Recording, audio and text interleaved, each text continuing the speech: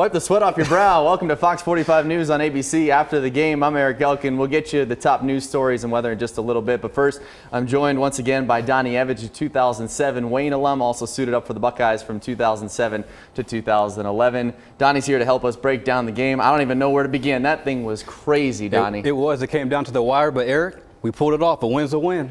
A win is a win, and it was hard to come by. Let's take a look at some of the highlights. Ohio State has not lost to Indiana since 1988, but there have been some recent scares, and you can add this one to the list. Buckeyes down 3-0 early, had 4 yards on their first 8 plays, but Cardale Jones sacked the fumble, but recovered by Taylor Decker here.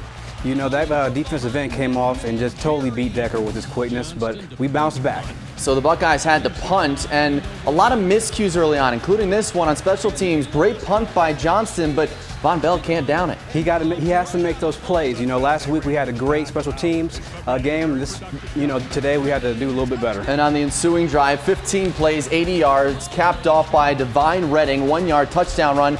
And Indiana is up 10-0 here. Where's the panic meter, Donnie? It's on about a 7 right now. Okay, Bucks start the drive at the IU 41 here. First play, great play by Cardale Jones, just kind of improvising, finds a wide open Jalen Marshall, but you got to take care of the football, Donnie. Have to. You know, it's a great catch by Jalen, a great pass by Cardale, but you have to hang on to that football. So it's a fumble in the red zone. Buckeyes squander an opportunity for points. Indiana takes over. In the next drive, the defense forced what looked like a 3-and-out, but they go for the fake punt deep in their own territory. Great play by Joe Berger. Man, that was a terrific play by Joe Berger. Reading his keys, staying home, and then attacking that punter when he took off. And then the Bucks in the red zone again. Can't capitalize here. Cardale Jones has one of the strongest arms in college football, but sometimes that's a negative for him. He's got to find that touch, you know. He's got decent ball placement at times, but again, he's got to have the right speed on that football. Misses 2 open receivers in the red zone. Michael Thomas and Jalen Marshall had to settle for another field goal. Then late first half, looks like OSU finally takes its first lead. Zeke scores, but the penalty. You know, that's a tough play because Braxton, he's such an aggressive player, and he blocks so well all game, but he has to keep that block high when he cracks back. So it's 10-6 at the half in favor of IU, and then Ezekiel Elliott just starts his ridiculous second half, 55-yard touchdown run. The Bucks had just 16 carries for 14 yards in that first half. Buckeye fans here are probably saying, finally. Finally, you got to feed the beast. You know, Zeke, he had an amazing game, and once he got in rhythm, that's exactly what we needed to get that momentum change. Play was reviewed, but the call stands. Yeah, it's like that I Can Believe I Can Fly R. Kelly song because he hit midair. But momentum shifts. Looks like the Buckeyes are going to run away with it. Cardale Jones throwing a pick in every game so far, does so in the red zone here, Donnie. You can't do that. You know, a pick at really any time in the game or a field position is going to just totally put so much pressure on the defense. And then Redding caps off the drive after the interception, 11-yard touchdown run, and just like that, IU back in front 17-13. Right there was missed tackles. We have to make the tackle because we had him really for a 1-yard gain right there, but in turn he scored. We thought this would be the play of the game. 4th and 1, Ezekiel Elliott right up the gut. 65-yard touchdown run, and look at that. Zeke has such great presence. He knew that those defenders were right there on his heels, and he kind of did the Heisman run, pull the high knees just to escape him, and took it to the house. So the Bucks go up 20-17. Then this looks like the insurance. Cardale Jones to Michael Thomas, 23-yard touchdown pass. Buckeyes all of a sudden in front, 2 scores. Great play right there. Great play. There's nothing else that needs to be said about it. Touchdown. And then Elliott. When Indiana kept punching back, you give the ball back to Zeke, feed Zeke, 75-yard touchdown run. This one might have been the most impressive because Indiana knew he was getting the football. Very much so, but they can't do anything about it. I'm curious to know what his 40-yard dash time is right now because he is a blazer. But Indiana would come roaring back once again. Xander Diamant, 79-yard touchdown run, and that would set it all up, coming down to one play. A lot of miscues here on this play by Ohio State. Very much so, but you know what? We bounced back, and as you can see right here on the screen, it came down to that nail biter. It came down to this 4th and goal with 8 seconds left. Diamant can't find anyone in the end zone. Great play by Eli Apple. Very much so. They always taught us when you got a Hail Mary pass like that, the last play of the game, just knock the football down. So the Buckeyes survived the scare. Let's take a look at the box score. They win 34-27 to improve to 5-0 on the year. Just ridiculous numbers from Ezekiel Elliott. 23 carries, 274 yards, and 3 touchdowns. Wow. Cardale Jones, 18 of 27, 245 yards, a touchdown, that costly interception. But obviously the game ball and the player of the game is Ezekiel Elliott in this one, Donnie. And he deserves it. He every time he touches the ball, for the most part, he shows America why he's one of the best running backs in the country. We're going to try to get you Urban Meyer live. It'll just depend on if he comes to the podium before we're out at 8 o'clock for football, for the upcoming football game between Notre Dame and Clemson. Here is a live look in at the post-game room after the Buckeyes beat the Hoosiers in Bloomington, Indiana. Donnie, give me a couple of your big takeaways. We were talking a lot about momentum of this game. Yes. It seemed like Ohio State, especially in that third quarter, they played that entire quarter, it felt like, in Indiana's territory. But they couldn't capitalize because of big momentum plays. Yeah, you said it, Eric. You know, momentum was the key factor for this game. Ohio State, I just felt like we lacked it throughout the entire game. And I think one reason why that is because of the tempo. Indiana did a great job throughout the game of having tempo. The coaches got the play calls in quick. They went right back there to the line of scrimmage and attacked, and they were consistent. I think what we need to improve on for next game and every game coming up is the fact that we can't rely just on Zeke to make big plays. We can't rely on Nick, the tight end, getting a nice bomb from Cardale. Can't rely on big plays. We have to keep tempo, keep momentum, and be the aggressors at all time. All right, once again, we are waiting for Urban Meyer live to take the podium. We're hoping he does so within the next 15 minutes or so before we get out of here at the top of the hour for Notre Dame and Clemson. Let's take a quick break. We'll come back. We will break down a little bit more of this game until Urban Meyer addresses the media after Ohio State's heart-stopping 34-27 win over Indiana. We'll be right back. The environment was pretty good. And Back, Urban Meyer has just taken the podium. Let's listen in. Played really hard. I quit trying to draw up how to win games a long time ago. It doesn't always work exactly how you planned. And I looked at our punt team was solid. Our punt return team was solid. Kickoff coverage was really good. Defense at times was really good. And then we had a couple of hits that we gave up when they put the running quarterback. I thought he, obviously the big one he came out of there on, and we, we're up by 10 and you get positive field position, we turn the damn thing over. So we're turning the ball over at an alarming rate, and that's obviously a difference in the game. And at some point that's going to bite you. So we have to fix that. And I had 2 fumbles. Jalen laid it on the ground twice. We got to fix that.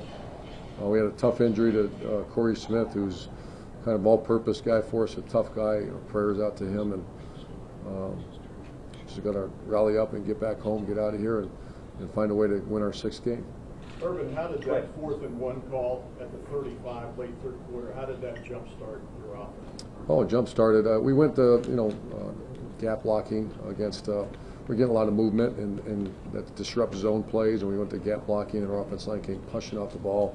And Zeke, Zeke's just such a good second level runner, and that jump started everything. I think he ran for 240. Someone just said in the second half, 3 big hits, and it's great to see him get to the second level. We just got to complement that with the pass game a little bit. We, once again, the darn turnovers. I think all 3 of them were in the pass game. And that's we got to fix that. Bill. Obviously, Ezekiel ran very well with the passing game, but he struggled. How much of it, possible for you to say probably, how much is Cardale, how much is the receivers, how much confidence do you have in the passing game right now? Well, 18 to 27 for 245. That's not awful. We just, I saw what you saw. There's some balls. The guys were open. Either one was an option route where I don't want to get into it, but you just have to work at it. But once again, if 18 to 27, 245, and it's not. We're getting better. I think last week we threw for 288, so we're continuing getting better. You take the 3 turnovers out, and that's a solid performance by the Buckeyes. I didn't say great, but a solid performance by the Buckeyes. Tim. Yeah, Urban, that last frenzied possession there when they had the ball. So what did you guys? They called timeout for the last play. What did you guys tell the defense? They went real aggressive. We went bear shoot, which is a real aggressive call, and that's kind of. I agreed with the call, and obviously our defense coaches know what they're doing, and we had too many penalties on our pass defense. So a lot of things to work on, but in that kind of situation, go step up and make a play. That was a heck of an effort. I couldn't even see it, by the way, what happened. I haven't even asked. Broke up the pass. Doug. Urban, do you still see this as sort of like the progression that a team makes Sure. early in a season, or is there anything that you think, man, this really needs to change? The turnovers have to change right now. I mean, right now. And there's a couple ways to do it. Just keep coaching, emphasize what we do. And second, if the guys lay it on the ground, we just can't play.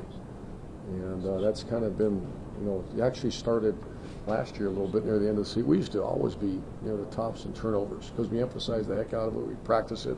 The entire practice, we have guys hitting them, so they put the ball away. It's just the emphasis and the players that touch the ball got to make sure it's tight. And did you consider taking Cardale out after his interception? No, not then. He was playing okay. No. Over here to the left, Steve. Yeah, Coach, I want to ask about Jalen Marshall. It just seems like it's a thing that kind of cuts both ways. He's capable of making a game-breaking play for you, and then trying maybe too hard to get an extra yard or something, turns it over. I think it's very observant, and I agree with it. Trying too hard. I guess when you lunge and you lean, but it's got to change. And he's a smart enough kid that he'll understand that, and we'll get that fixed. I just want to add red zone. First half, I think you were inside the 24 times. They got 2 field goals out of it. Just what can be done in those situations where they're good throws? I thought, once again, I've not seen the film, but I thought we had a couple opportunities if we're accurate with the throws that we score. And you also be able to, Ohio State with Zeke, got to be able to pound the ball in there a little bit too. So we'll evaluate it when we get back. A couple more. Bill, second row. Urban, is it possible to have so many weapons that guys don't win I'm just second about Braxton. I want to get him the darn ball, and then you just get caught up in the flow of the game. I think Jalen's touching the ball. Dontre, I think a little bit. He's a guy that's practicing hard to get him involved. Zeke is obviously a guy that's got to get his 20 to 25 touches a game. Those are, Nick Vanette made a few plays today. So I'm not even really thinking about that anymore. Just thinking about winning the damn thing and what's the best way to do that. And final questions. Clay. When you win a game on the final play, is that relief, exhilaration, or are you still frustrated from the first half? I think I've learned to enjoy it, but I'm very frustrated. The turnover thing got me right now, and we got to get that fixed. But I mean, to walk out of here, that the script was written a little bit like Penn State last year, on the road, and to take it, to get on the plane here in a minute with the victory, I'll take it. So exhilaration. I guess for a 51-year-old man, I'm pretty exhilarated right now. You can't tell. But. What does that say about the league when Indiana takes the top team in the country to the brink? Well, they beat Missouri, I think, last year, right? Yeah. I'll tell you, look across the country, man, every day you better play. You better play. They have Division I scholarship athletes, too, and that's a team that'll be going to a bowl game. And I'm not sure that the quarterback got hurt. I'm not sure what happened. I hope obviously injuries are awful. But I think they're they'll be in a bowl game. Great. Thanks Thanks, Coach. guys. Hey, folks, we're going to do players outside of our locker room.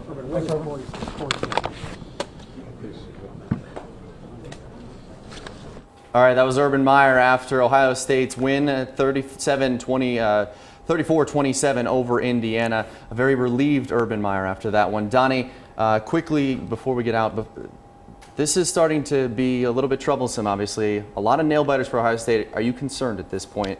I'm not concerned. I'm very confident.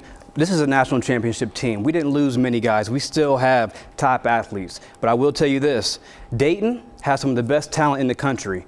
And number one, Braxton Miller, we need to get the ball in his hands. Yeah, another quiet day for Braxton Miller. Here is what's coming up next for Ohio State. Their Big Ten home opener. It is next Saturday at noon. It's on the Big Ten Network. They'll be hosting Maryland, who's had a very tough season so far this year. So the Bucs will try and keep the win column at least rolling next week and start to play a little bit better. And as Urban Meyer addressed there, take care of the football a little bit better.